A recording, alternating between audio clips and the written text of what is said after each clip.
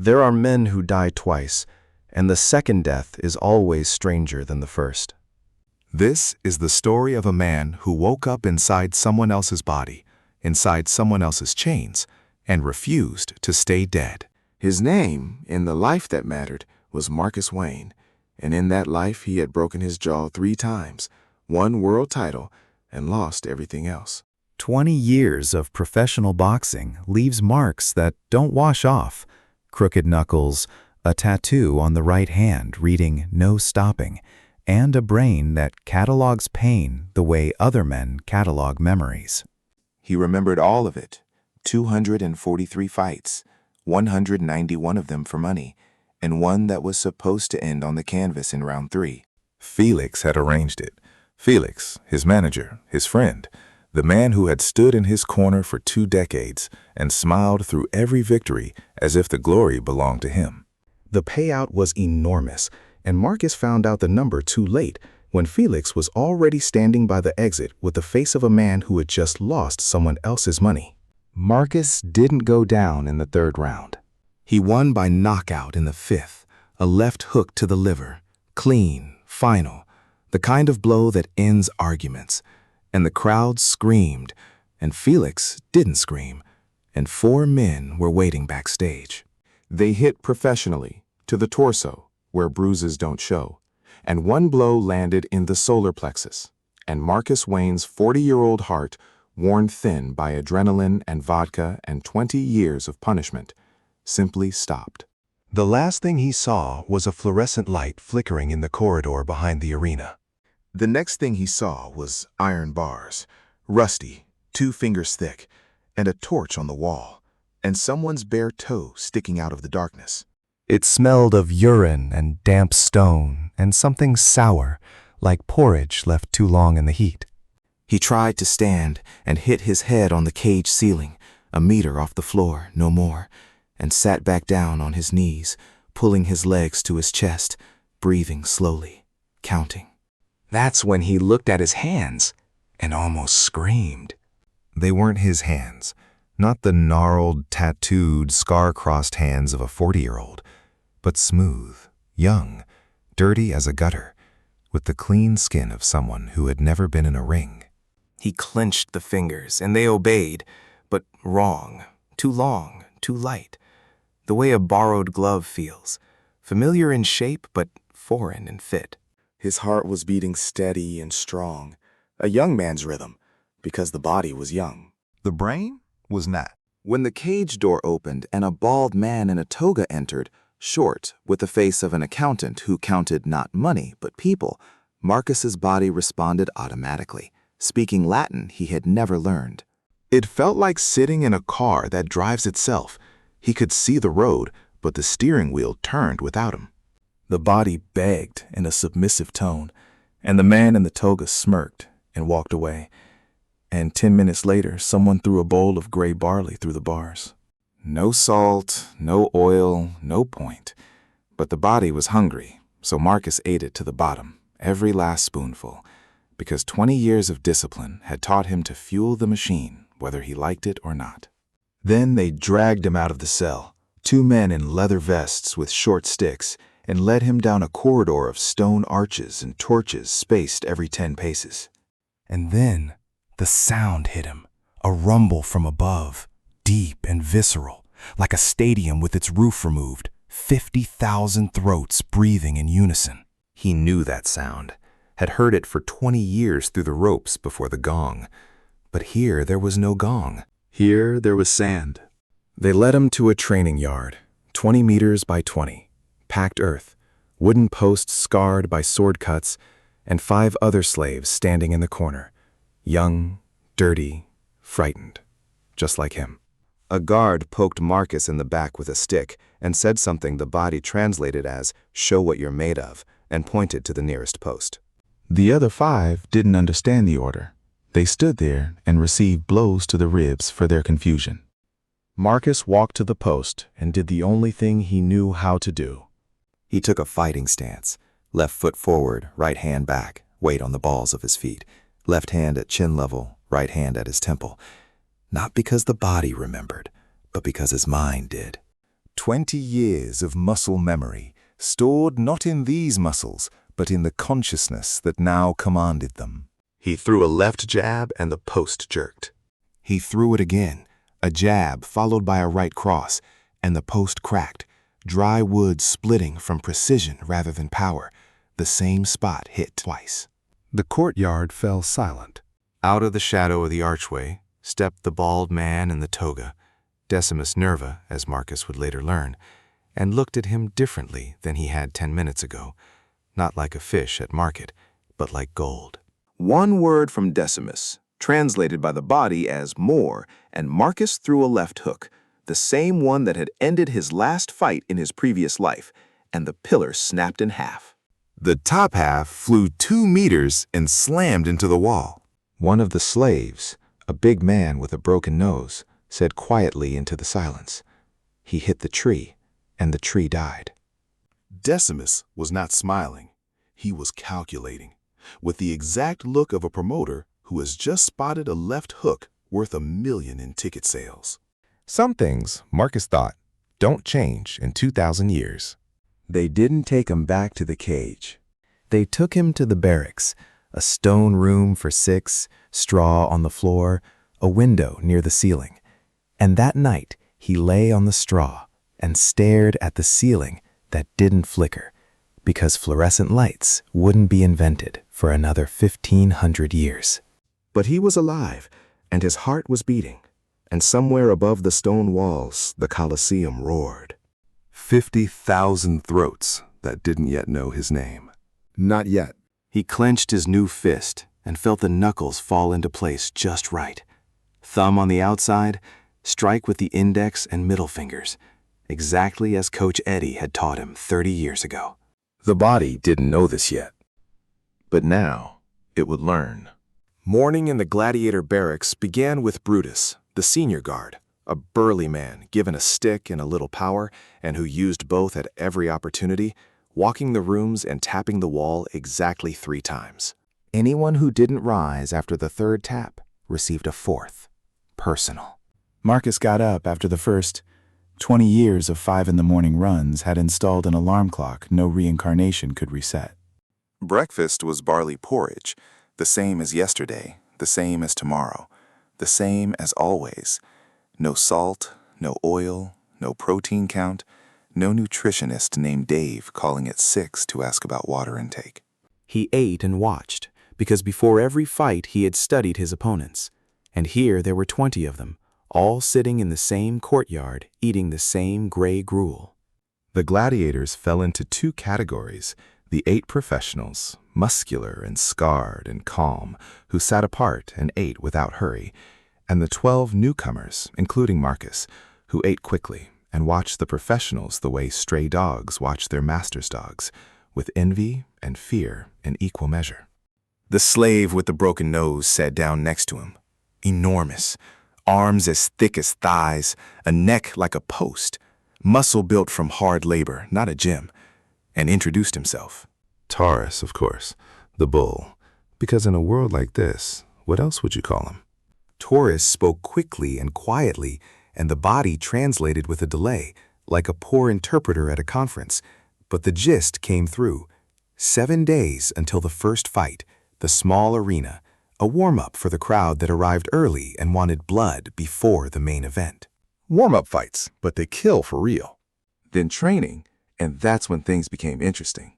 The instructor, a wiry man with a scar across his forehead and a missing left eye, demonstrated the standard gladiatorial stance: wide, low, shield in front, sword on the right.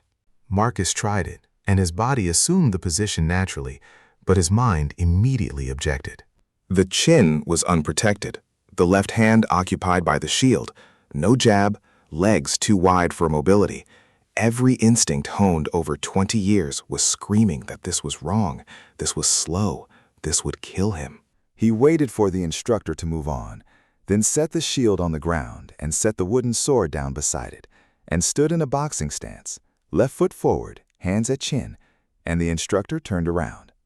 His one eye delivered the look every coach gives when a fighter says he'll do things his own way, irritation winning over curiosity. The instructor struck with his stick at Marcus's shoulder, and Marcus saw the blow half a second before it landed, read the arc from the angle of the shoulder, ducked left, stepped back, and the stick whizzed through empty air. The instructor struck again from the left. Marcus dove, chin to chest, knees bent, and the stick passed over his head. 30 seconds of this, and the courtyard was watching. 12 rookies, 8 veterans, and the instructor had stopped striking and was looking at Marcus with a new expression. Not irritation, calculation.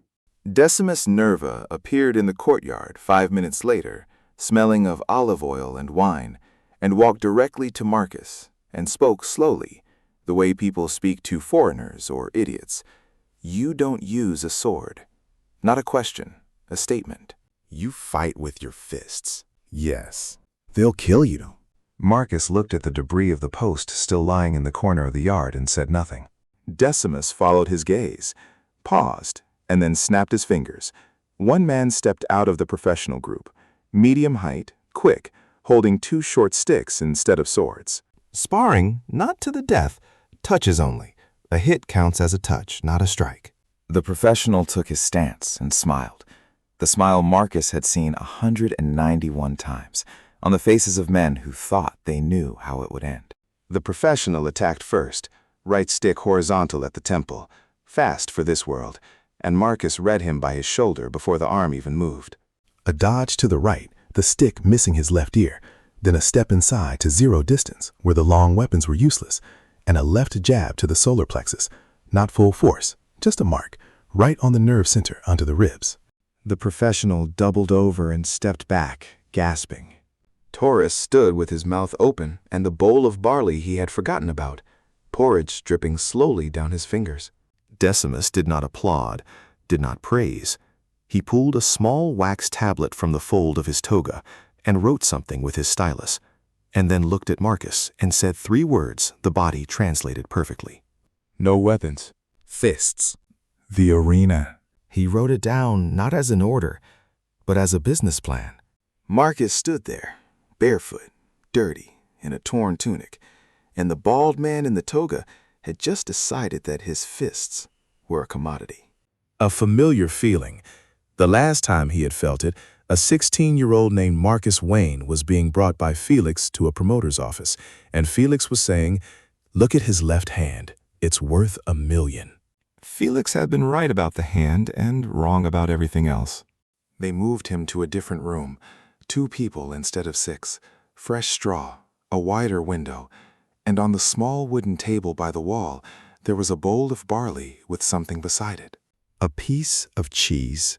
3 olives. In a world where he had eaten 12-ounce steaks and $12 protein shakes, 3 olives meant nothing. In this world, everything, because the olives meant he was no longer just a slave, but a slave they were investing in. That evening, when the barracks had fallen silent and Brutus had made his final rounds, Marcus lay on the straw and allowed himself to think not of survival, but of a plan. 7 days until the first fight.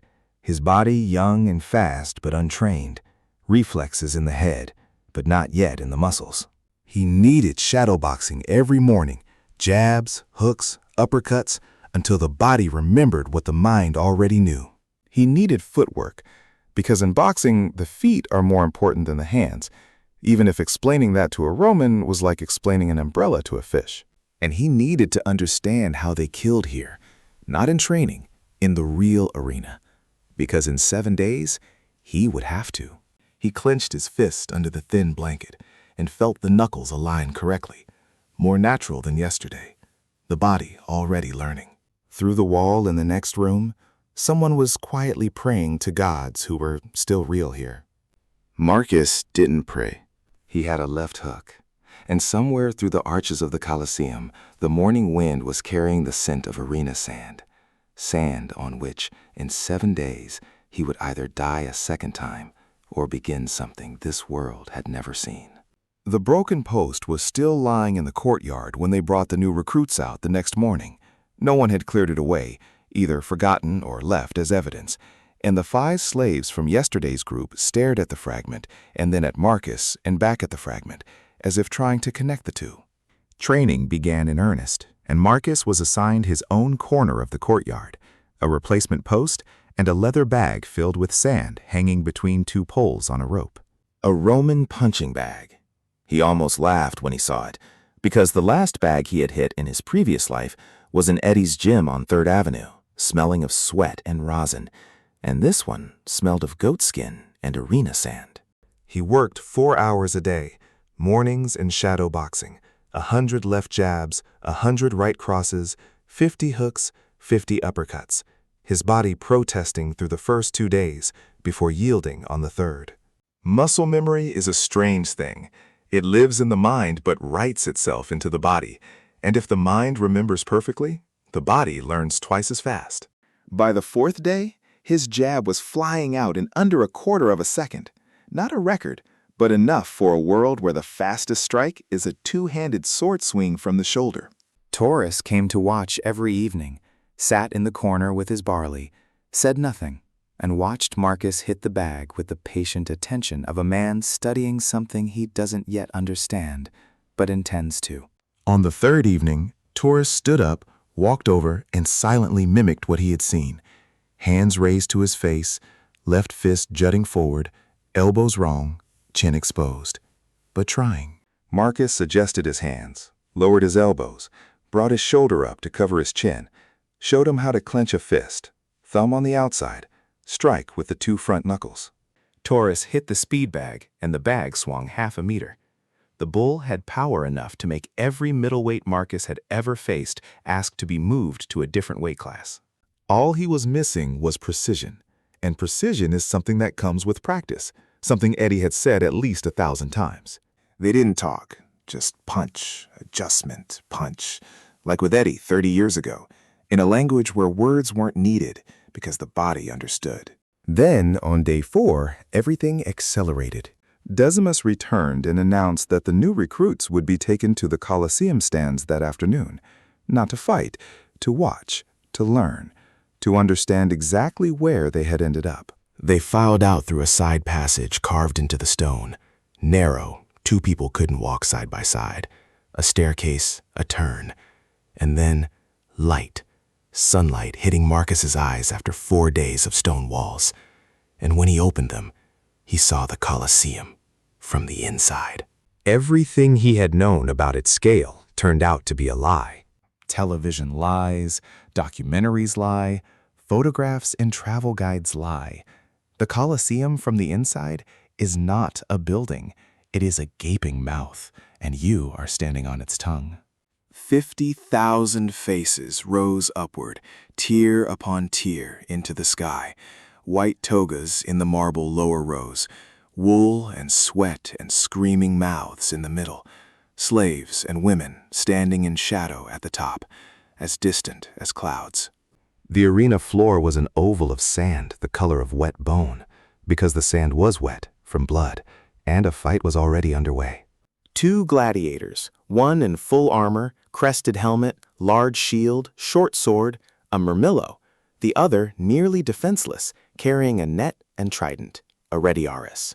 They moved in a circle like boxers in round 1, studying distance, feeling each other out. Except here, there was no referee who would stop the action if a man fell and didn't rise within 10 seconds.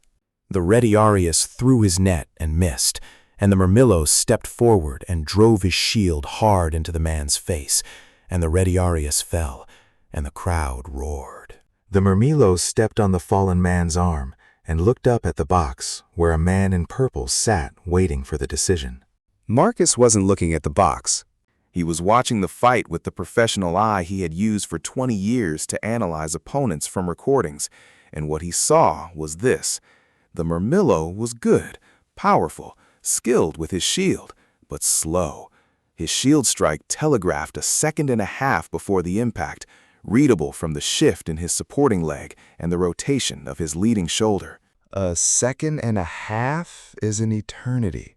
The man in purple raised his hand, thumb down, and 50,000 roared, and the murmillo raised his sword, and Marcus turned away, not from fear. He had seen death before, but this was the first time he had seen a killing, and the sound was brief and wet, and followed by the crowd's loudest roar yet. When he turned back, 2 slaves were already dragging a body through the gate, leaving a dark, wet streak straight across the sand. Taurus was breathing in rapid, shallow bursts beside him, not from exertion, but from being the first time in his life he had watched men die to applause. They were taken away after the 3rd fight, and in the hallway on the way back, a girl stood with her hands covered in blood, not her own, kneeling beside a basket of rags and ointments, and treating a wound on the Mirmillo's forearm.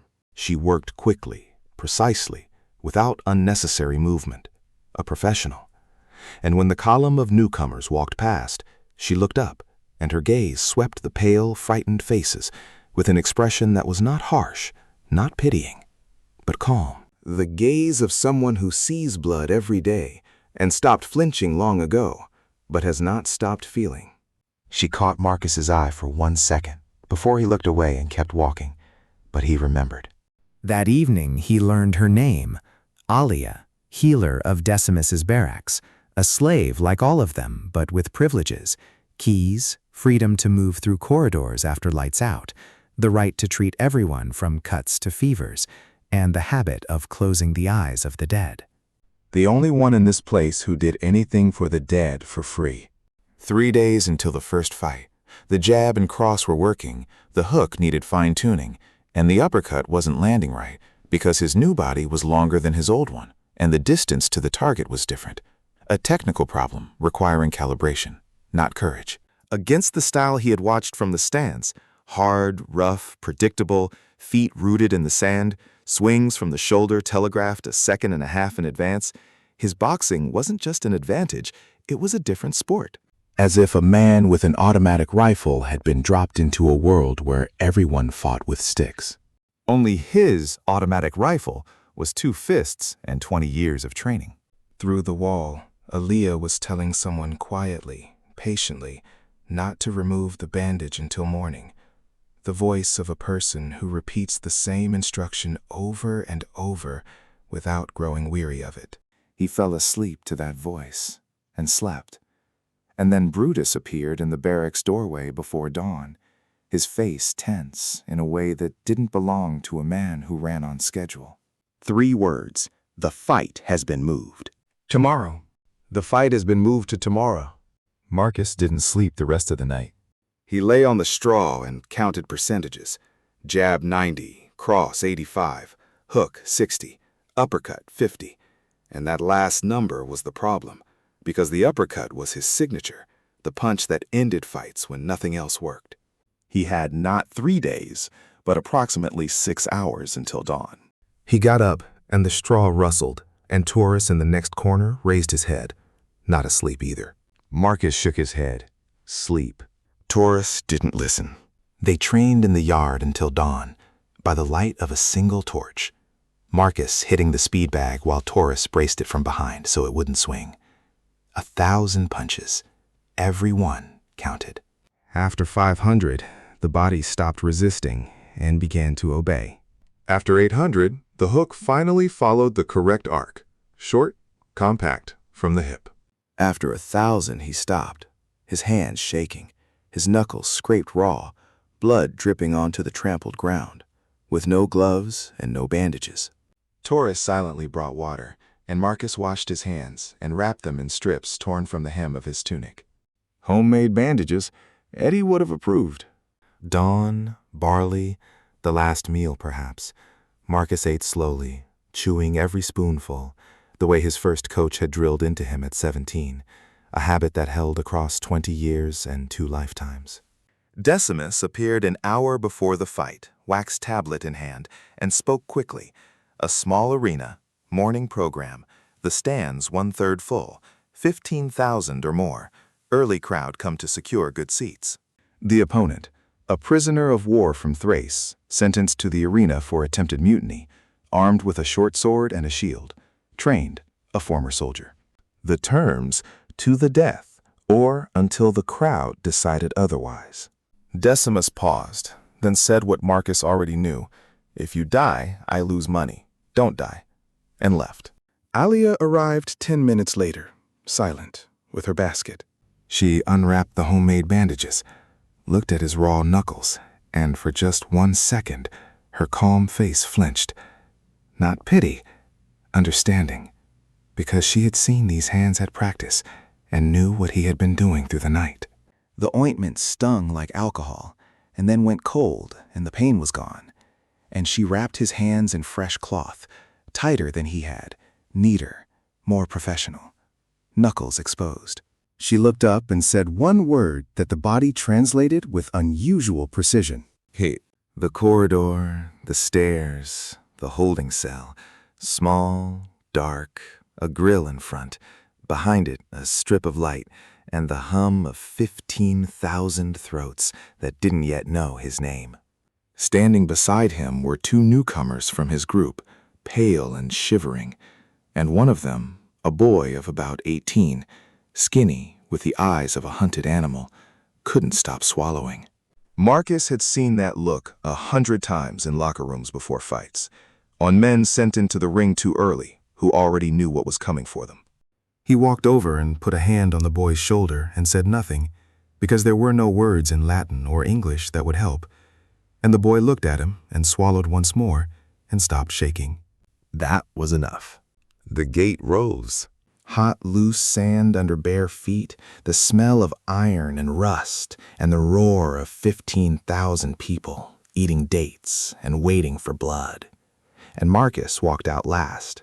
No armor, no weapon, just a tunic and rags on his fists. The crowd saw him and reacted exactly as he had expected. They laughed. 15,000 people laughing, a wave of sound that pressed against his chest like wind, and he knew that laughter, had felt it at his first professional fight at 18, when his opponent weighed 15 kilos more, and the Atlantic City crowd roared like he was a child who had wandered into the wrong bar. He had knocked that opponent out in 40 seconds. The Thracian was already in the ring, a large man, a head taller, shoulders like gates, short sword in his right hand, round shield in his left, muscles and scars and tanned skin that came from a lifetime of holding weapons. He looked at Marcus, at his empty hands, at the rags on his knuckles, and smiled that condescending smile, the strong give the weak, a second before it becomes clear that size is not everything.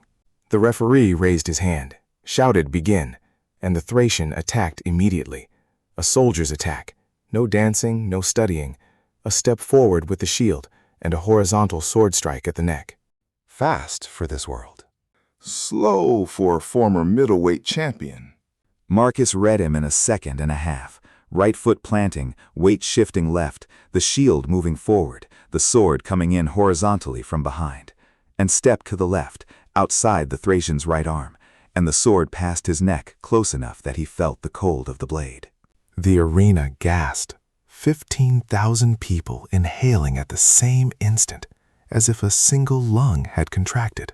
The Thracian turned and swung again, top to bottom, a chopping strike. Marcus stepped forward into the path of the swing before it gained speed, distance 30 centimeters from the man's face, and threw a left jab straight to the nose. Knuckles met cartilage, and there was a crunch, and blood hit the sand. Instant. Red.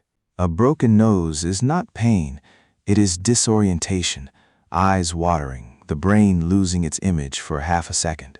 Half a second. A right cross to the jaw, not full force, 70%. Enough. At the angle where the lower jaw meets the skull, where the nerve is, where balance lives, where the switch is.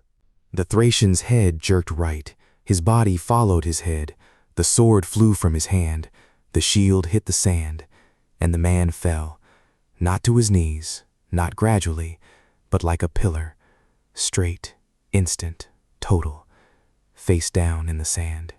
Silence. Absolute, physically impossible silence from 15,000 people who simultaneously forgot how to breathe. 2 blows, and a trained soldier had fallen from 2 blows with bare hands, no weapon, no armor, no shield. 2 blows. The silence lasted 4 seconds. Marcus counted them like he counted the seconds between rounds, and then it broke. First one voice from the lower rows, An old man with dates in his hand, saying loudly to the whole arena. He didn't even break a sweat. Then a woman's voice from above.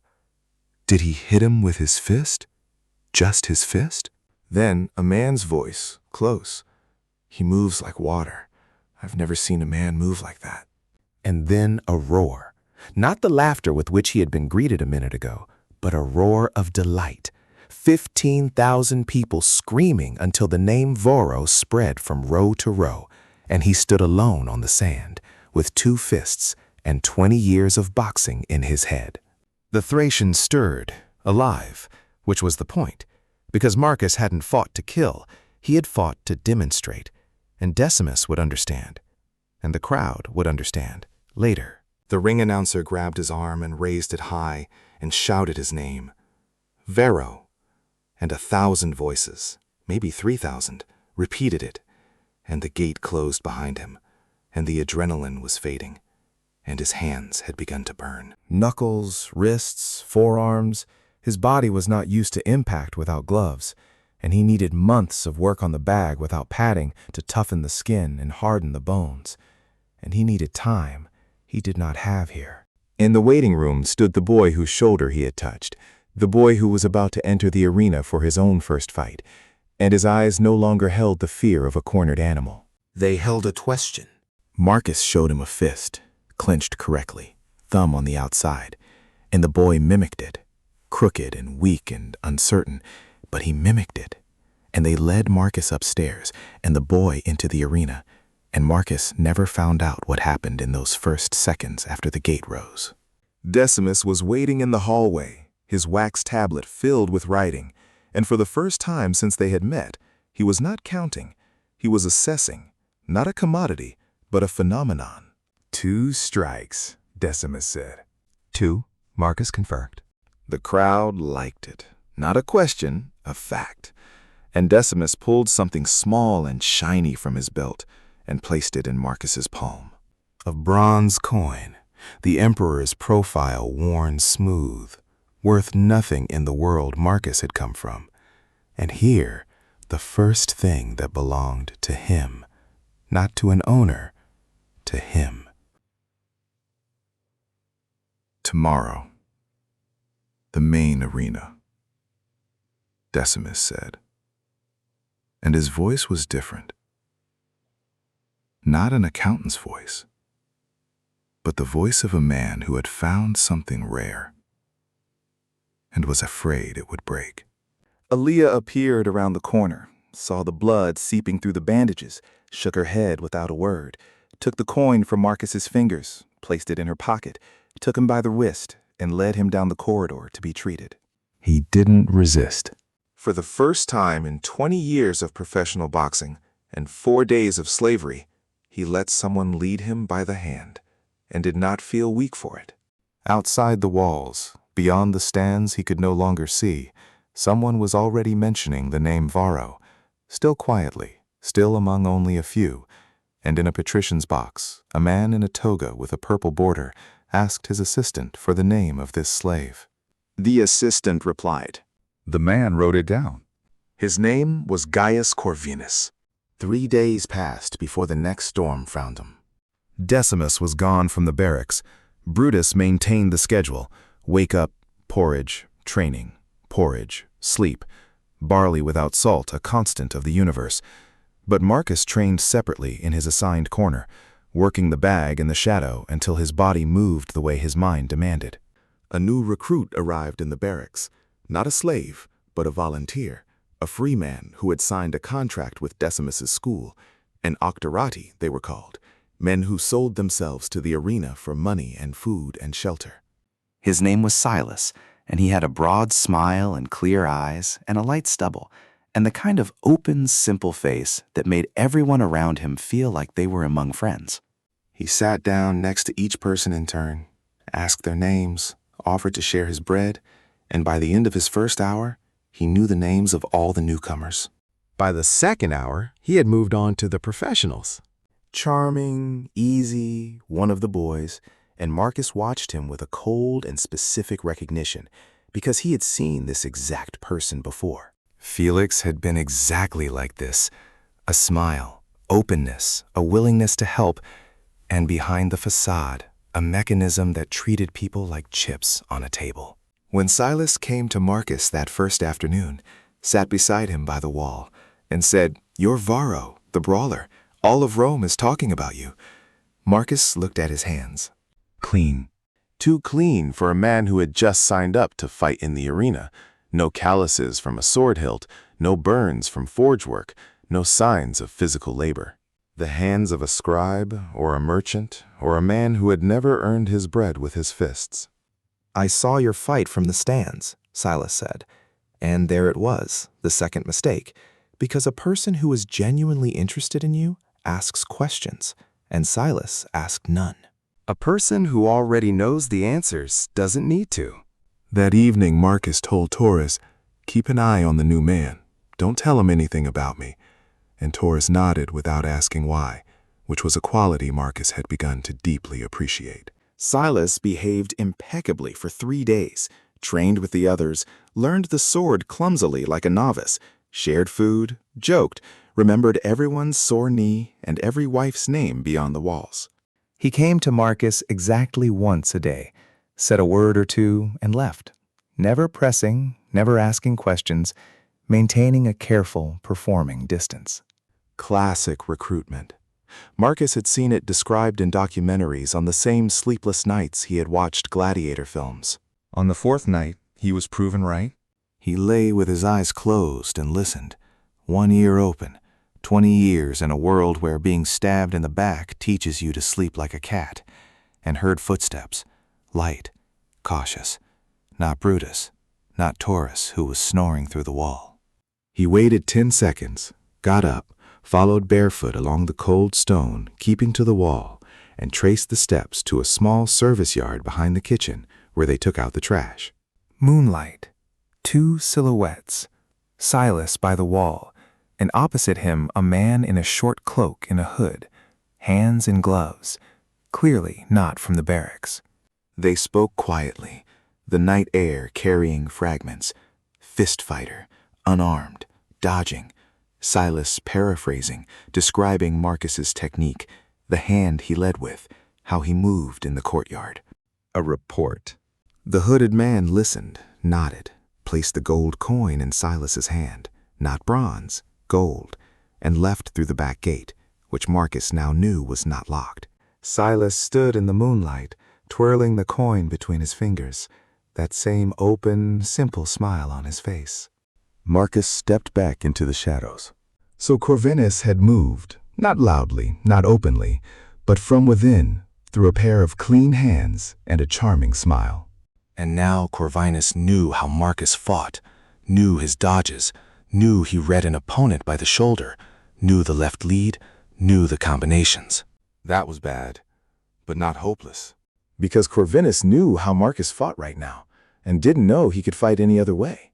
In boxing, the concept is called switching stances, orthodox and southpaw, left hand forward or right, 2 completely different fighters sharing one body. Marcus had fought orthodox for 20 years. But Eddie had taught him both. A boxer with only one stance, Eddie had said while lighting his 3rd cigarette, is like a book with only one chapter. You read it, you throw it away. Corvinus had read the first chapter. He didn't know there was a second. In the morning, Marcus went to the yard, and for the first time took a southpaw stance, right foot forward, right hand leading, a mirror image, all punches from the other side, all angles reversed. Stopped and blinked. For 4 days he had watched Marcus punch with his left, and now suddenly the right. And he opened his mouth and closed it, and opened it again and said, "You can do that too?" No answer, just the speed bag. Right jab, left cross, mirror image, and Silas watching from around the corner of the barracks, which Marcus saw and intended. Let him watch. Let him report. Let Corvinus think he has solved the riddle, only to find the riddle has grown deeper. In the arena, Marcus would step out orthodox, and when Corvinus's chosen fighter braced for the right hand, he would strike with his left, or vice versa, or with both. The next morning, Decimus announced it. Varro's next fight is in 3 days, main arena, and the opponent, a pause that silenced even Brutus's stick, will be chosen by Senator Corvinus himself. Cassius, the editor's assistant, arrived that same afternoon with the information, and it was worse than a single opponent. Corvinus had chosen three gladiators from 3 different schools against 1 unarmed slave. Officially, a special performance in honor of the game's anniversary. Unofficially, a public execution dressed in spectacle. Decimus listed them in his accountant's voice. A Murmillo from the Flavia school. 20 fights, 17 wins. A tank with a shield the size of a door. A Retiarius from the Lucia school. Net and trident. 15 fights, 12 wins. Range and traps. A Provocator from Marcellus's school. Medium armor, sword and shield. 18 fights, 14 wins. A fighter with no visible weakness. Heavy, ranged, and versatile. Corvinus had designed the combination to rule out every option. Not enough strength against the tank, not enough distance against the net, not enough space against the all-rounder. Professional. He would have admired it if his death weren't the point. Marcus sat in the courtyard by the broken post, the one from the first day, which Decimus had still not removed, and thought not in boxer's terms, but in military ones. 3 opponents is not 3 fights. It is 1 fight with 3 phases. Rule 1. Disrupt their formation. Make them get in each other's way. Rule 2. The most dangerous opponent is not the strongest, but the fastest, the Retiarius, with his net. Because if the net lands, it is over. The other 2 will finish him while he is tangled. The Retiarius must fall first. Rule 3. Use one against the other. Stand so the Murmillo is between him and the Provocator, the heavy shield blocking the all-rounder's path. 3 phases, 3 targets. 1 plan. Take out the Retiarius in the first 3 seconds, use the Murmillo as a wall against the Provocator. Break the Murmillo, finish the Provocator. If each phase lasts 10 seconds, 30 seconds total. Any longer and mass and numbers would win. That evening, he practiced 1 move and 1 move only. A 2-meter burst forward, explosive from a low start, like a sprinter off the blocks, ending in a right uppercut on the move without stopping. 1 move, 200 repetitions. Taurus holding the bag until the rope snapped on the 200th strike and the bag flew across the yard and slammed into the wall, spilling sand. Taurus looked at the burst bag, then at Marcus, and said slowly, "If you hit a man like that, he won't have a face." That's the idea, Marcus said. The night before the fight, he did not visualize the battle. He remembered. Marcus Wayne's last fight. The 5th round. A left hook to the liver. The opponent going down. The crowd screaming. And Felix behind the ropes with a face that said, "You weren't supposed to win. You were supposed to fall. You've killed me." Betrayal doesn't start with a blow. It starts with a smile, with an open face, with clean hands. Silas was sleeping 2 walls away. Or maybe he wasn't. Morning, barley, goat meat, 3 eggs. Decimus feeding him before the fight as if it were the Last Supper. In irony, the man probably didn't notice. Alia came before Marcus left, silently examined his hands, applied fresh ointment, wrapped triple-layer bandages, padding included. Then looked up, took the bronze coin from her pocket, placed it in his palm, and closed his fingers around it. Her hands were worn. "Give it back when you return," she said. He hid the coin behind his belt, said nothing. She didn't expect words. Some promises aren't spoken, they're kept. The corridor, the stairs, the waiting room, the bars. Behind them, a wall of light and a roar. 50,000 voices Corvinus had personally invited to watch an unarmed slave be torn apart. The gate rose. Marcus stepped onto the sand of the Colosseum. The real Colosseum. The main bowl. And the scale of it hit him again. 70 meters of arena. Stands rising to the sky. 50,000 faces merging into a single breathing wall.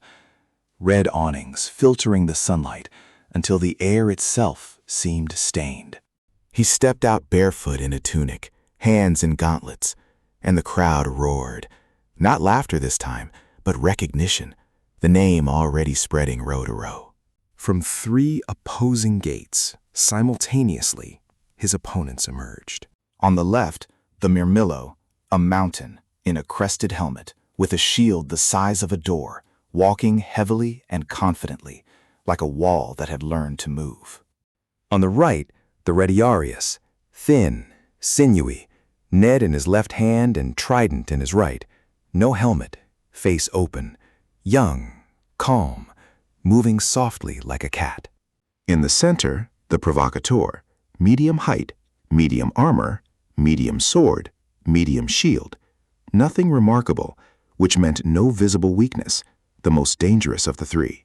The referee's hand dropped, the word fight rang out, and the 3 opponents moved toward him, not together, but strategically, the Murmillo advancing slowly down the center, the Retiarius circling left with his net beginning to swing, the Provocateur moving right in a wide arc. A triangle. 10 seconds before they closed the trap, Marcus used 3. A burst forward, not away, not sideways, but directly toward the Retiarius. 2 meters of explosive sprint, the move practiced 200 times until the rope snapped. The Retiarius didn't expect it. No one runs toward a net, and that works at distance and is useless when you are already inside it. He tried to step back, but Marcus was faster. 2 steps and inside his reach. The trident too long for close quarters.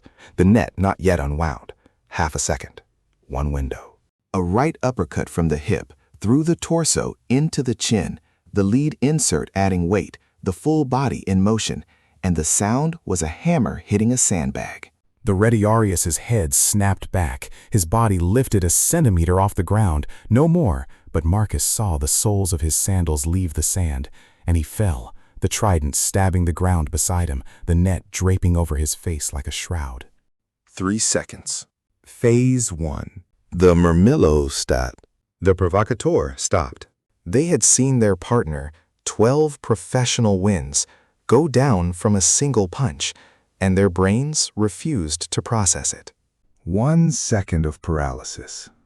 A gift. Marcus turned and ran in an arc to the right, positioning the Murmillo between himself and the Provocateur, the heavy shield becoming a wall not for Marcus, but against the Murmillo's own ally.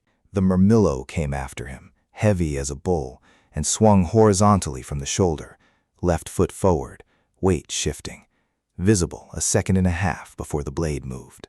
A dodge to the right, the sword passing by, a step inside, and instead of a punch, a shove with both hands under the shield from below, driving it upward.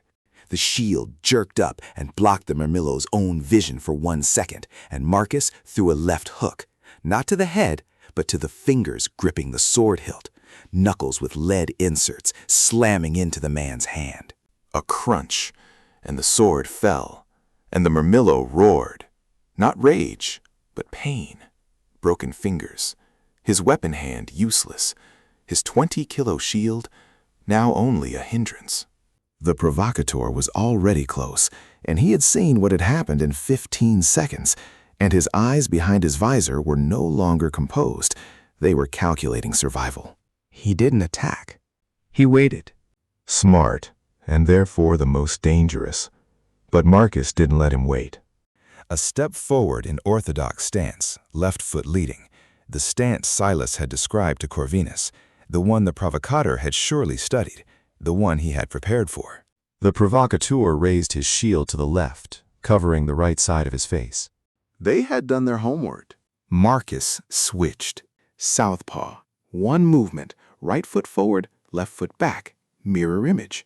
And everything the Provocateur had prepared for became useless in a quarter of a second. A left cross from the side he had exposed by raising his shield, landing on the right temple just below the edge of his helmet, in the soft spot behind the ear. Not a knockout.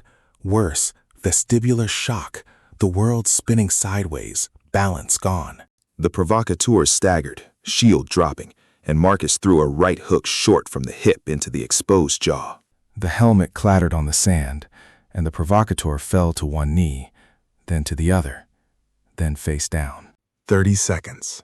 Silence so absolute that Marcus could hear his own blood pounding. 50,000 people, not one of them breathing. 3 bodies on the sand. 55 fights between them, 43 victories, and 1 barefoot slave with rags on his fists.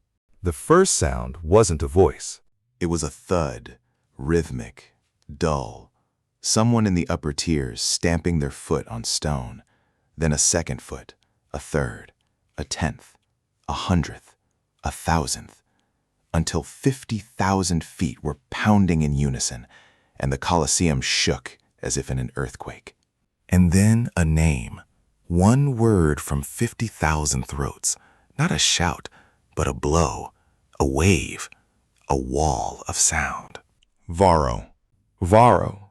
Varro, rhythmically, in time with the feet, Rome chanting his name, and in that sound was everything, delight, fear, disbelief, the recognition that what they had witnessed was impossible, and they wanted more. In the patrician's box, Marcus glanced over. Corvinus was not drinking his wine. The cup stood untouched on the railing, his face impassive and stone cold. Not anger, calculation. Already planning his next move. But today he had lost. And all of Rome saw it. In the corridor afterward, Decimus stood with something happening in his accountant's face that might have been a smile if accountants were capable of smiling.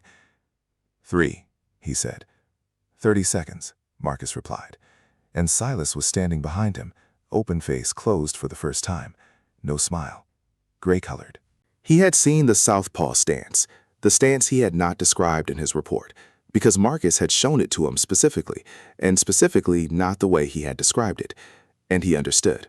Marcus walked up to him, stopped at arm's length, leaned to his ear, and said quietly so only Silas could hear, "Tell Corvinus, I know, and I'm not done." Silas didn't answer. That evening, Decimus summoned him to his quarters. The conversation lasted a minute, and Silas left without his smile and without his charm, and with his hands bound behind his back. Brutus led him away. The barracks were silent. Everyone saw, everyone understood. No one asked where, because in this world, people don't ask where. The next morning brought a transfer. Cassius arrived with Decimus and announced that Marcus was being moved to the Caserma Magna, the elite wing at the Colosseum, first-rank gladiators, named games, festivals before the emperor. The editor's decision, Cassius said, with a slight emphasis, not the senator's. A political move, the editor snatching Marcus away from Corvinus's reach, turning a pawn into a piece that struck.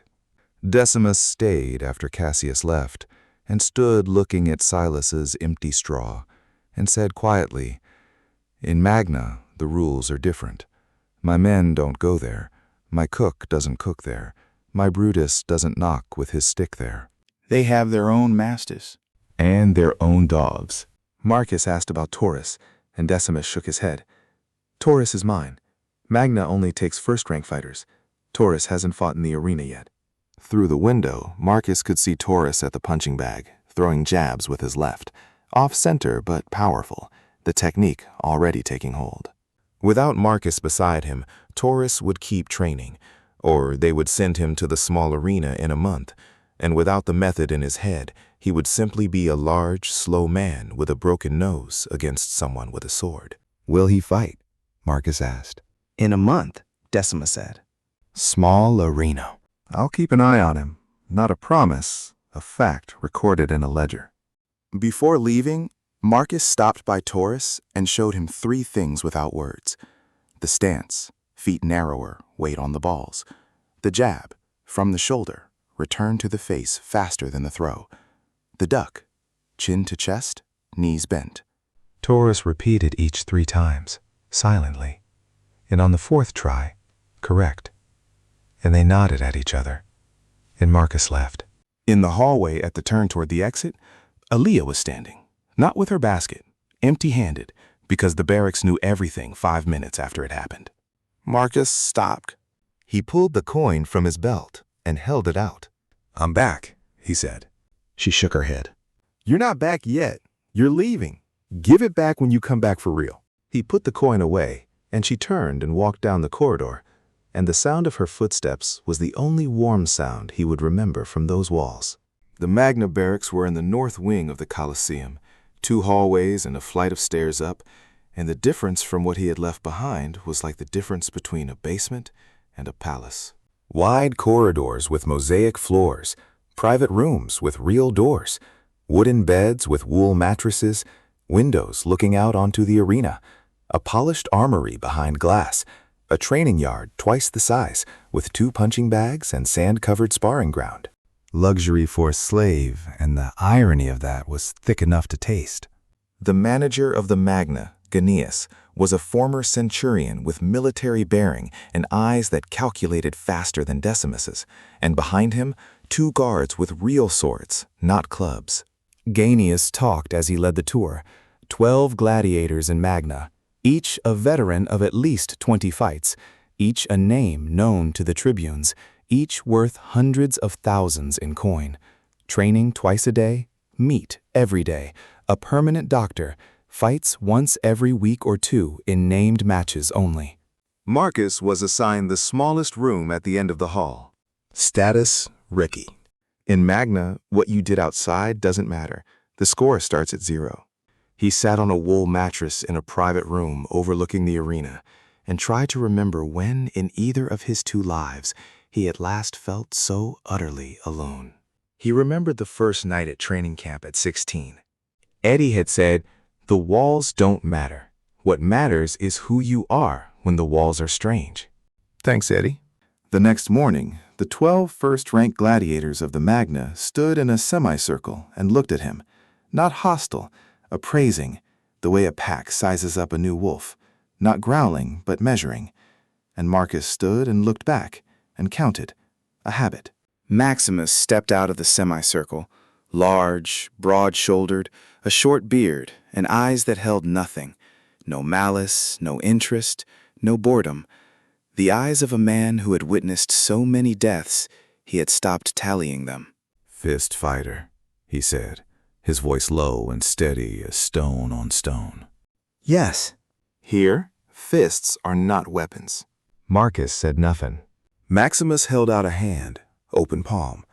Not a fist, a gesture Marcus read not by the shoulder or leg, but by what was stirring in those empty eyes. Not hostility. A test. He shook the hand firmly, and Maximus squeezed harder than necessary, and Marcus didn't squeeze back, simply didn't let go.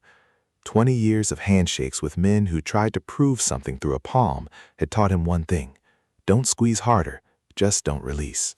Maximus let go first, not because he had lost, but because he had gotten his answer, and nodded. "Maximus," he said. His name. Of course. Training at Magna was different. These men didn't swing from the shoulder. They fenced, calibrated, calculated, every step deliberate, bodies shaped by 40 or 50 fights into something between instinct and science. And Marcus realized his margin was narrowing here. Against Magna gladiators, it was no longer a second and a half of reading time, but closer to a second, sometimes half. Still enough, but slimmer, and one mistake could make it 0. That evening, Maximus stopped at Marcus's door and delivered a single quiet sentence. "Corvinus sent a man yesterday. He wants to buy your next fight." He didn't explain further. You left. Marcus sat on the wool mattress with the bronze coin in his fist and Taurus's leather pads on his knees, and understood. Corvinus never stopped. In the morning, he went to Maximus at the armory, found him sharpening his own gladius. 6 strokes, a turn. 6 strokes, a rhythm. The habit of a man who trusts his life only to his own hands. He sat beside him and waited. Maximus sharpened for a moment, then spoke without looking up. "Ask, who did he buy?" Not a gladiator. He bought the right to choose the opponent from Gaineus. Gaineus, the manager of Magna, the man who set the schedule, who decided who faced whom. More elegant than bribing a fighter directly. No risk of a traitor inside. Just choose an opponent the target cannot beat. "Who will he choose?" Marcus asked. Maximus stopped sharpening. Something stirred in those empty eyes. "Trust," he said. A name Marcus had heard whispered in Magna since his third day, always with a pause after it. 32 fights, 30 victories, 2 draws, 0 defeats. Magna's best fighter. Rome's best fighter. The fastest, Maximus added. A pause. Faster than you. Marcus let that sit. For 10 days in the arena, no one had been faster. His dodges worked because he read an opponent a full second in advance.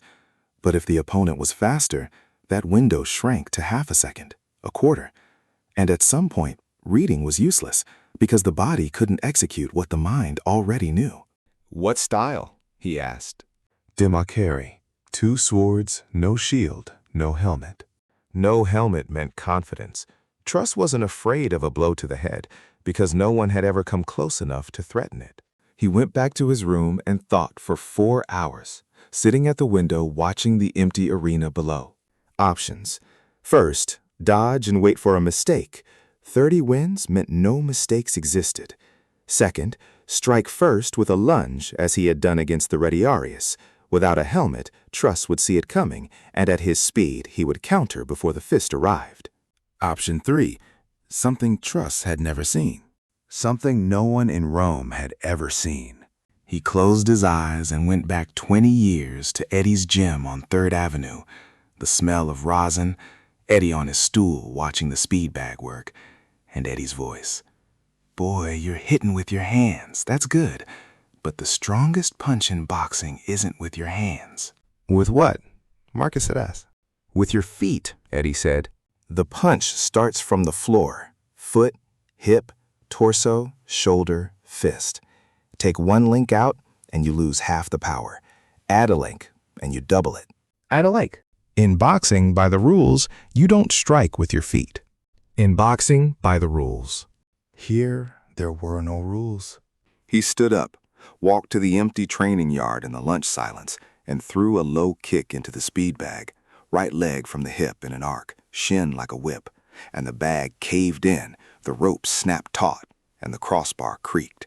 The force was monstrous, the legs of this young body, 22 years old, untired, long and powerful, far stronger than his arms. And no one in this world had ever seen a kick to the leg. Swordsmen strike with their hands. Boxers strike with their hands. Everyone strikes with their hands. Legs are for walking. Drus was waiting for fists. Corvinus had described fists. He spent 2 hours at the bag. Right low kick, left low kick, middle kick to the torso. And the body learned faster than it had with punches, because young legs were natural weapons that had never been asked to work this way before. When he stopped, 2 people were standing around the corner of the barracks, Ko and Drus, the 2 young sector gladiators he had noticed on his first day, always together, always moving like parts of a single machine. They looked at the leg he had struck with, and the arithmetic in their eyes was identical to the look Decimus had given his fist on the first day. What was that? Ko asked. A kick. With your foot? Drus said. With a foot. They exchanged a glance that needed no words. Then Ko looked at Marcus and said one word. No preamble, no explanation. Teach me. People who want to learn don't waste words on justification. 2 young fighters with swords, fast, trained, hungry. Add a low kick to their arsenal and they would become something Magna had never seen. A swordsman who takes the knee before the sword arm. A double threat at 2 levels simultaneously. Tomorrow, Marcus said. Lunch break here. They nodded and left. He watched them go, and for the first time since entering Magna, felt something that was not a plan for survival, but a plan for building. A seed, small and fragile, planted in 2 pairs of hungry young hands. That evening, Gnaeus came to his room alone. No guards, no formalities, and placed a gold coin on the table. Corvinus's coin for the right result. Marcus took it, turned it in his fingers, looked at the Emperor's profile, then walked to the window and flung it into the darkness below. It struck stone somewhere in the arena, and the clink was brief and definitive. Gnaeus stood motionless, a muscle twitching in his jaw. Surprise, or respect, or the calculation of a new equation. Tell Corvinus, Marcus said, I'm not going down. Gnaeus laughed. Marcus stood at the window, and below on the sand of the arena lay a senator's gold coin, and in his pocket lay a healer's bronze, and the difference in value was 1,000-fold, and the difference in worth was infinite. Ko and Drus came to lunch training as promised, silent, on time, no questions, and Marcus demonstrated, they repeated, the drill running clean. Wider stance, weight on the supporting leg, hip rotating forward, shin striking in an arc with the instep targeting the bag's hip level. Ko picked it up faster, his longer legs finding the natural arc. Drus made up for timing with power, his low kick sounding like a stick hitting wet wood. By the third day, they were combining moves. Low kick, step in, sword strike. Low high, leg and hand, a double threat that no gladiator in Rome carried in his arsenal. On the second day, Livia joined them, the female retiarius Marcus had noticed on his first day. Tall, muscular, scars mapping her face like a road, 26 fights and 21 wins. She stood by the wall for 20 minutes, watching without a word, then walked to the bag and kicked it wrong, but with monstrous power, and turned to Marcus and waited. He corrected her form, hip rotation, sweeping shin arc, and she repeated it perfectly on the first attempt. No smile, no questions, came to train and left. The perfect student. The seed was sprouting. Then Corvinus moved again, and this time his shadow fell not on Marcus, but on Decimus. Maximus brought the news in the evening. Corvinus had summoned Decimus's lanista to court, a trial for illegal sale of a gladiator, the claim being that Marcus had been transferred to the editor without the consent of the original owner. The original owner, a Gaulish cattle trader named Maro from Lutea, who had sold the body in which Marcus woke up 3 months ago for 12 sesterces, a labor slave, unskilled, worth nothing. Corvinus had found him, or bought him, and offered 10,000 sesterces for testimony that the sale had been forced under duress. If the court accepted it, Marcus would be returned to the original owner, who was of course controlled by Corvinus, and there would be no magna, no arena, no maim, only a cage. 2 days until the trial. 3 until the fight. 2 swords at once, left and right. Marcus went to Gnaeus and asked for a meeting with Decimus, and Gnaeus refused twice, rules of the Magna forbidding contact with fighters from other schools, and then Marcus stepped close and said quietly, so the guards outside couldn't hear, "The coin I threw out the window, you found it. You didn't return it to Corvinus. You kept the gold for yourself. And if Corvinus finds out, the trial won't be for Decimus, it will be for you." Not a threat. A fact. Gnaeus stared at him for 10 seconds with the calculator behind his eyes, reworking the equation, then nodded once, short, military. Decimus arrived that evening through the side entrance, and he looked different from how Marcus remembered him. Same toga, same bald head, but the accountant's face had traded its numbers for weariness, like a ledger that had been overwritten too many times. He sat on the bed, and Marcus sat beside him, not across, beside, for the first time, and Decimus laid out the arithmetic of power. Maro, the cattle trader, 10,000 for testimony. Marcus returned to Corvinus's puppet owner. The end. But there was a way. He showed the tablet. 20,000 sesterces. Twice what Corvinus had offered. Buy the contract directly from Maro before the trial, and the testimony lost its weight. A merchant chooses whoever pays more. $20,000. Everything Decimus had. Not an investment, but a gamble. Why? Marcus asked. Not how. Why? Decimus stood and walked to the window and looked out at the dark, empty arena, and said the first personal thing Marcus had heard from him. I had a son. He died in the arena 14 years ago. He was 22. Fast, brave, stupid. Pause. Like you, only without this. And he tapped his temple. Without 20 years of boxing, without the technique that turned brave recklessness into a calculated victory.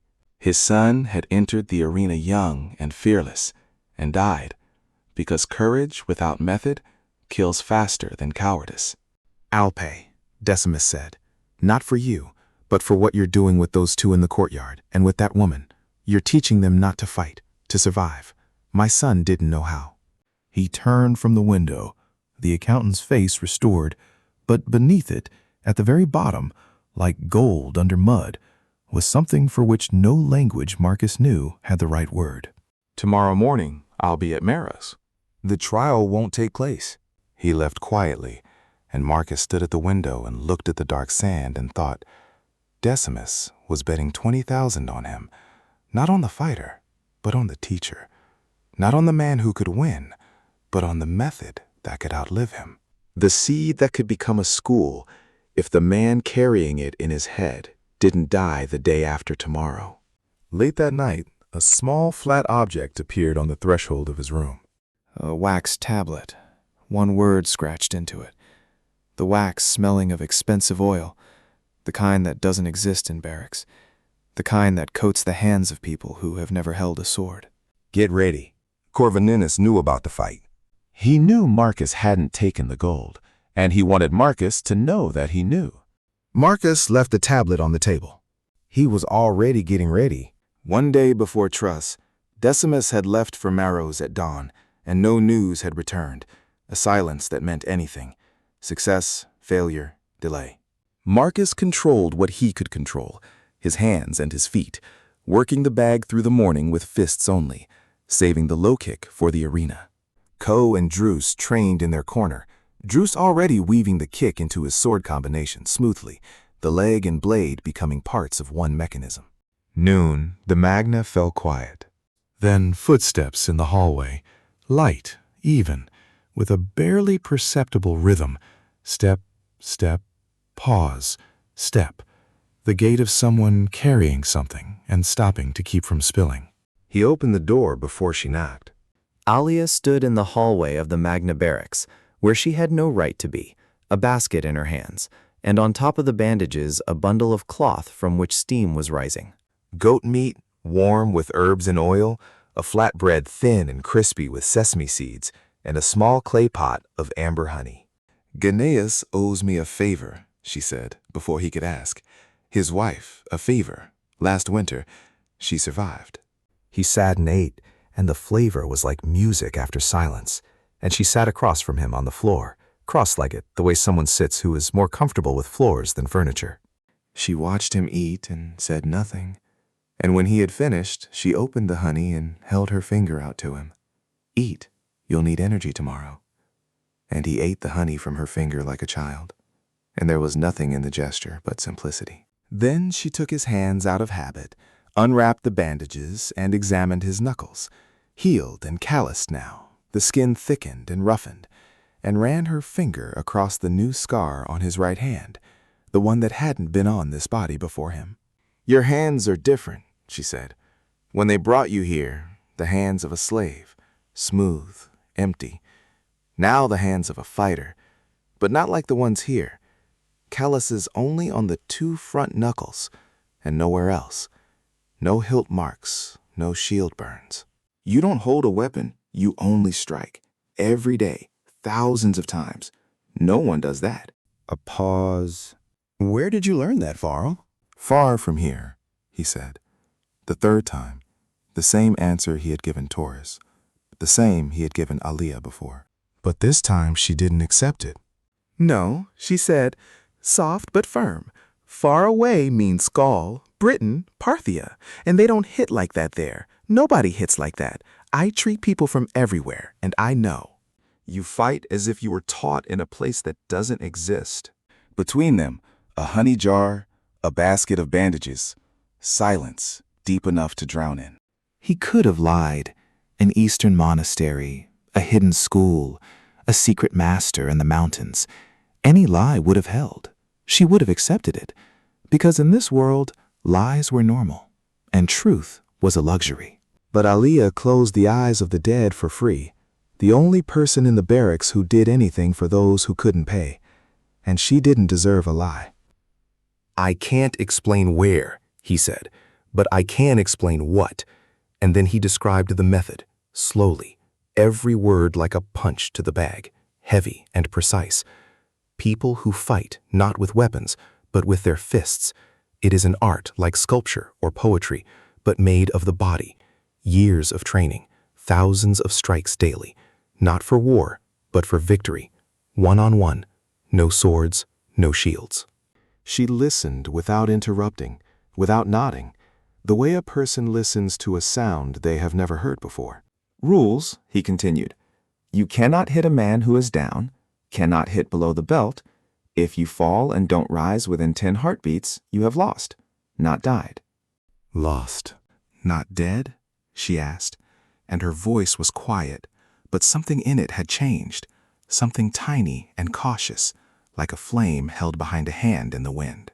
Not dead. The loser leads. She was silent for a minute, maybe two. Then, softly, in the voice she used to sing through the wall at night, "You are from a place where the defeated are not killed." Yes. And you are here. Yes. Where they kill. Yes.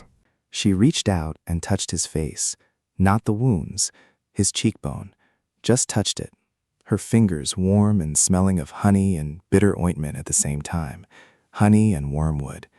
And then she withdrew her hand and began bandaging in silence. When she finished, she gathered her basket, walked to the door, turned back. You'll return tomorrow. Not a question.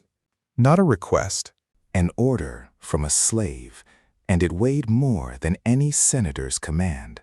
I'll return the coin, he said. She didn't smile, but the corner of her lips twitched a millimeter for half a second. Then she was gone, footsteps fading down the Magna corridor, light and even and warm. He sat on the bed with bandaged hands and a honeypot, and for the first time in both lives felt something for which a boxer has no word.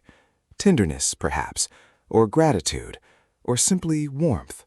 Human, foolish, illogical warmth that won't help you dodge a sword or add weight to a punch, but without which any victory is just an empty sound in an empty arena. Maximus came by in the evening. Decimus was back, Maro had signed, there would be no trial, and Marcus exhaled the air he had apparently been holding in his lungs since yesterday. 20,000 sesterces paid. Maro had taken the money and forgotten he had once owned a Gaulish slave, and Corvinus had lost his legal sword. One of two. The other. Maximus didn't leave. He stood at the door and added, quiet, without expression, I saw Drus at training. He's preparing for you, but not for the legs. He knew about the low kick, had seen it or deduced it, and had said nothing to anyone, and had come now to say the one thing that mattered. Why are you helping me? Marcus asked. Maximus was silent for 10 seconds. Because in this place, it's every man for himself. 20 years, every man for himself. You're the first person I've seen who teaches others. A pause. My son is 14. Free. He lives outside the walls. If nothing happens to you, I want you to teach him. Not to fight, to survive. Marcus nodded. I promise. Maximus nodded back, and Marcus lay on the bed with the honey scent still on his fingers and Alia's bronze coin in his fist, and thought, Drus doesn't know about the kick. Decimus broke the legal trap. Maximus has a son who needs a teacher, and somewhere in the Magna, a honeypot stood in morning light, like a reason to return. Morning of the fight with Drus. 200 strikes in shadow, legs and arms, body at 95%, ready. But the morning broke wrong. A scream from the training yard, human, terrified. And when Marcus pushed through the cluster of gladiators who had frozen at the exit, he found Ko on the ground, his right leg twisted at an angle whole limbs don't have, white bone jutting through torn skin just below the knee. Drus stood nearby, white as marble, wooden sword still gripped in fingers that couldn't let go, hands soaked in his partner's blood. Maximus explained it in a level voice, a training exchange, a fighter from Marcellus's school, standard procedure, but the blow to Ko's knee had been full force on a joint, and Ganius had signed the visitor's return an hour before the incident, before the blow. The transfer was planned. The man had come from Marcellus's school with a single task, and left after completing it. Corvinus. Not through courts, not through bribes, but through a training session, breaking not Marcus, but his students, because the school isn't the teacher. The school is those who carry the method forward. Marcus stood over Ko's gray, unconscious face and felt something he had not felt since waking up in the cage. Rage. Pure, white, silent, rising from his gut to his throat and sitting there like a bone. And Drus stood beside him, and the wooden sword finally fell from his fingers, and he looked at Marcus and said, "Corvinus." Not a question, and Marcus confirmed it, and watched something shift in Drus's young face, from shock to something cold and hard and grown up, that would not go back. Alia arrived 20 minutes later, examined Ko's leg once, looked up, and said one word: bad. She built a splint, bandaged the break, gave him something for the pain, and Ko lost consciousness. The mercy of a body that knows when to turn the mind off. 3 hours until the fight. Marcus went to his room, sat on the bed, looked at the honeypot, and closed his eyes, and visualized not the battle, but the moment when Drus, 30 wins, 2 swords, no helmet, the fastest man in Rome, would feel a blow come from a direction that did not exist in his world. A low kick to the supporting thigh, the nerve that controls the knee, one blow and the leg buckled. Physiology that this century had not yet studied. The corridor, the stairs, the cell, the bars, the light, the roar. 50,000. And Marcus stepped onto the sand of the Colosseum, barefoot in a tunic, hands in gauntlets, blood still bright in his mind's eye from the training yard. Drus emerged from the opposite gate. Average height, tanned, lean, every muscle defined, not an ounce of excess. 2 short curved swords, identical in his hands. No helmet, face young and handsome, and utterly calm. He didn't walk, he flowed. Every step a transition from one position to the next without pause, continuous motion, the way water moves over stone. Marcus read him automatically, 243 opponents in 2 lifetimes. And for the first time, his internal clock gave not a timing, but a warning. Drus's shoulder didn't move before the strike. His hip didn't rotate. His supporting foot didn't shift weight. He struck from anywhere, from any position, without micro-movement, without preparation, without signal. Maximus had been right. For the first time in the arena, Marcus couldn't read him. The referee's hand dropped. Drus attacked, and the world changed speed. 2 swords simultaneously at different heights, high and low. Marcus dove under the upper blade, and the lower grazed his thigh. Blood, not deep, but the first hit he had taken in any fight, and the crowd gasped.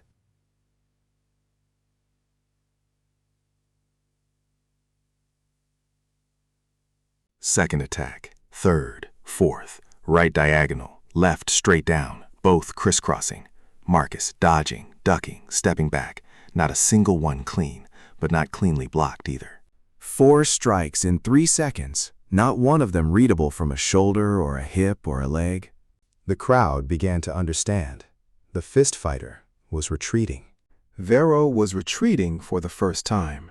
And as he retreated, he counted, not seconds, but steps, and noticed one constant in the ocean of Drus's unpredictability. The supporting foot was always the left. Always. Because switching at that speed would cost 1/4 of a second he wouldn't sacrifice. One anchor in the chaos. Enough. Marcus stopped retreating. A step forward into the next attack. Drus's right sword horizontal, and instead of dodging, Marcus dove down deeper than a normal evasion, nearly to the sand, and from that low position struck with the right leg from the hip, shin like a whip, the instep driving into Drus's left thigh, into the supporting leg, into the nerve. The sound? A stick hitting a tree trunk. Drus didn't fall. His leg buckled for 1 second, just one, and he staggered, and his eyes, dark and precise and alive, widened. Not from pain, but from incomprehension. What was that? A leg. No body kicks. 1 second. A right uppercut from below, from the sand, through the hip and torso and into the chin. Full force, lead insert, full body weight in motion. Drus's head snapped back. Even as he lost consciousness, he didn't let go of his swords, trained so deeply that the hands held on even when the mind left. And he fell backwards, both blades still in his grip, and they stuck into the sand beside his body like crosses on a grave. Knockout. The silence of shock. 50,000 people had seen Rome's best fighter, 30 wins and 0 defeats, fall from a kick followed by a single punch, and their minds refused to name what they had witnessed. An unarmed man had danced among blades and ended it with 1 strike. Marcus stood over Drus, blood running down his thigh from the earlier cut, hands burning, the leg he had kicked with throbbing, and looked at the box. Corvinus was standing. For the first time in every fight, he was on his feet, hands gripping the railing white-knuckled. And even from 50 meters, Marcus could feel the coldness of that gaze. He looked down at Drus. Young, skilled, Corvinus's instrument, but not Corvinus's crime, and stepped back. Didn't finish. Didn't raise his hand. Stepped away. The crowd began to stamp, rhythmic, and the chant that rose was not Varro's name, but one word, Mitte, let him go. 50,000 begging mercy for the fallen, because the victor had already offered it. Corvinus lowered his hand, thumb upward, Drus alive, not because he chose mercy, but because 50,000 gave him no other choice. In the corridor, Marcus leaned against the stone wall and closed his eyes, and said quietly in the only language no one around him understood, "I'm coming for you." 3 days passed in the aftermath of Drus's fall, and Marcus's name now moved through Rome at a different speed. The plebs said it at dinner, the patricians in the baths, and Corvinus had written it on a tablet and underlined it twice, and his silence, the calculating silence that preceded not anger but consequence, was more dangerous than any declaration. Ko lay in the infirmary, leg in a splint, eyes lifeless, and Marcus visited every morning and sat beside him in silence, the way Eddie had sat beside Marcus after losses, not consoling, not analyzing, simply present. On the 3rd day, Drus spoke through clenched teeth, staring at the ceiling. "Is Drus training every day, low kicks and more?" Ko turned his head and looked at Marcus, and in his lifeless eyes a spark appeared, small and pained. "Teach him everything for me too," Ko said. Marcus nodded, walked out, stood in the hallway and breathed for a full minute, because that nod was a promise made, not to a fighter, but to the other half of a broken pair, and it carried more weight than any arena contract. News came through Alia. Taurus had fought in the small arena and won, knocked out his opponent with what Decimus had described as a Varro-style punch. The bull had learned the jab. The bull had survived. Something cold and tight inside Marcus, wound up since the morning Kolka screamed on the sand, released slightly. The 4th fight was announced, the regular program, a Murmillo from the Valeria school, 25 fights and 19 wins, a solid professional, no star. An ordinary fight on paper. But Marcus knew, and Decimus knew, and Maximus knew, and even Ganius knew in his calculating way. After Drus, every fight of his was a message, not to the opponent, but to Corvinus, to Rome, to everyone watching from every tier. The morning of the fight, he didn't eat. A decision made in the night while thinking of Ko's bone and Corvinus standing at the railing with white knuckles. This fight would not be a display of technique, not a 30-second demonstration of elegant dodges. This fight would speak in the language Corvinus understood better than Latin. The corridor, the stairs, the cell, the light, the sand. 50,000 chanting Varro before he had crossed a arena floor. A folk hero. He didn't raise his hands, didn't nod to the crowd, didn't look at the stands. He stood in the center of the arena and waited, face blank, eyes fixed on the opponent's gate. The Murmillo stepped out, large, confident, shield at a professional angle to leave his sword hand free for a fast strike. Good, not great. Experienced enough to kill the unwary. Not fast enough. Marcus didn't move when the Murmillo advanced, didn't circle, didn't dance, didn't take a stance, just stood. The crowd fell silent. Something was wrong. Varro always moved. The Murmillo slowed, sensing a trap, and attacked. Sword horizontal from the shoulder, the swing readable a second and a half in advance. The same swing Marcus had read 100 times. He didn't dodge. A step forward into the swing's path before the blade gained speed. Left forearm rising to block, bone against bone through the leather padding, pain shooting from wrist to shoulder, and he didn't care. His right hand was free, the Murmillo's face 30 centimeters behind his visor, and the right cross hit not the jaw, but the visor directly, the lead insert slamming into bronze. A high metallic ring like a bell struck hard, the visor denting inward, blood from the Murmillo's nose streaming through the grill onto the sand. He didn't let the man step back, followed immediately, a left hook to the shield, full force, the shield slamming back into its owner's chest and knocking the breath out. Then a right uppercut from below into the exposed chin. The helmet flew. A left hook to the temple. 4 blows, 5 seconds. No dancing, no elegance. A pressure fighter style, the kind used in Mexican basements, straight and hard and merciless, block and counter and exchange. The Murmillo was on the sand, breathing heavily, alive, face covered in blood. Marcus stood over him, and blood ran down his own forearm from the block. His right knuckle split through the guard, and he looked up at the box. At Corvinus, who was sitting, not standing as after Drus, sitting motionless, a full cup of wine in his hand, untouched. His face, a mask. Marcus looked at him. Corvinus looked back. 5 seconds, 10, 50,000 people holding the silence between them. Then Corvinus raised the cup and drank, a gesture meant to look casual, but Marcus saw his hand tremble, 0.5 millimeter, and a single drop of wine fell onto the white of his toga. Dark red on light. Marcus turned and walked toward the gate without waiting for any verdict, and the ringmaster did not stop him, because at that moment there was no one in the arena who would dare. In the corridor he leaned against the stone and let his hands drop, shaking, not from pain, but from the adrenaline leaving and the void it left behind. A void and a question, the same one from the first day of his new life. Can a man remain human where they expect a beast from him? He didn't answer. He stood in the corridor and breathed.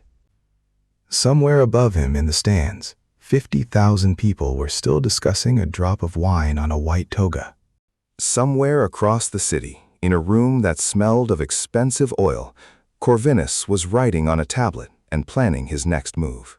And in the Magna barracks, 3 fighters were practicing a kick that didn't exist yet in this world, carrying a method that had crossed 2,000 years in the mind of one man and would outlive him in their hands. Marcus walked back up the stairs toward the barracks, a bronze coin warm in his palm, honey and wormwood on his fingers. Taurus was alive. Ko would teach Drus everything. Maximus had a son who needed a teacher. And Alia was waiting, somewhere on the other side of the Colosseum walls, with a basket and a coin, and an order that carried the full weight of a promise. Return. Marcus Wayne had died in a corridor behind an arena with the flickering light above him, and his manager's betrayal in his chest. Varro was still alive, still standing, still learning the names of every person in this world who had given him a reason to. And Corvinus, with his white toga and his trembling hand and his cold eyes, had not yet understood what he had made by trying to break him. He had made a man with nothing left to lose and everything left to build.